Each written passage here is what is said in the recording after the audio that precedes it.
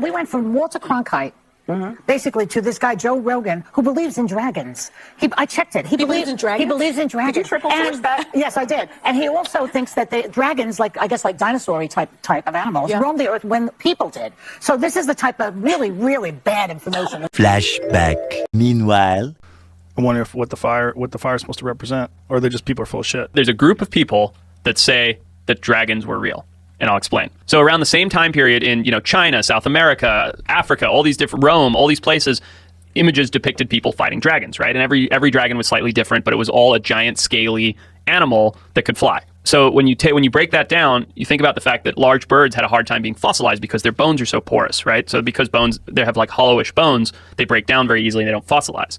So the group that says this, basically, they're saying the evidence is the reason there's no fossils of dragons is because they had bird bones and they were actually very delicate animals. But a handful of these small population of these giant flying lizards existed and basically encompassed all these different countries where they all depicted fighting dragons in their own way, and they were all killed off by knights or whatever it is, and then didn't fossilize. What? So it's like the science is saying that if there were lizards big enough to fly around and eat people, they didn't have bones that could fossilize. So it'd be like an eagle, right? And that's why all these human populations around the world have depictions of them, because they did actually exist. Now, are there any stories of dragons written in the times of people that they actually had the written word, or is it just depictions? I don't know. Not my field. That would be interesting, because are these depictions ancient accounts told by generation after generation, passed down? I think so. I don't know. I don't know anything about dragons or whether it's real, but I think it's interesting to think, oh, well, the science supports that if there were flying lizards, their bones wouldn't have fossilized, and these have been passed down, stories that have been exaggerated and passed down from generation to generation. And some of them breathe fire, but some of them don't, depending upon which culture it was significant to. I wonder what the fire is supposed to represent, or they're just people are full of shit. Probably that one. Yeah, it probably made it sound even cooler. Yeah, exactly. Not only did I kill him, he was trying to burn me. Do you hold any weight? Do you think that holds any weight? No, there's actually dragons? I mean, we know there were large flying lizards during the times of dinosaurs, right? The only weight that it could possibly hold is that a few of those somehow survived much later than we previously thought.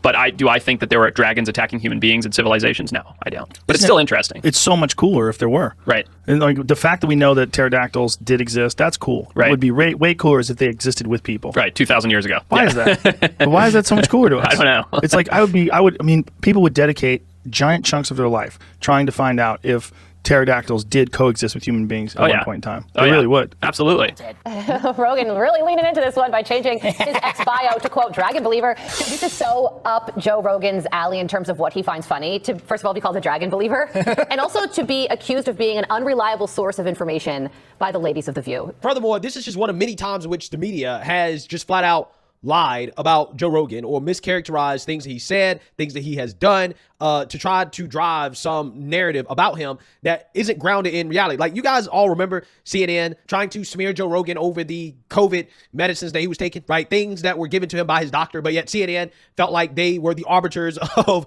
COVID. And if, you are taking medicines for COVID that they don't say you should be able to take, then therefore you are spreading misinformation, disinformation, you're a dangerous person, right? Them just, flat out going on a crusade against Joe Rogan during a pandemic. And again, these people on the left, these are the same people boohoo whining and crying about not having their own version of Joe Rogan. But they had a Joe Rogan back in the day when Joe Rogan was a Bernie Sanders supporter, right? He was on board with the left.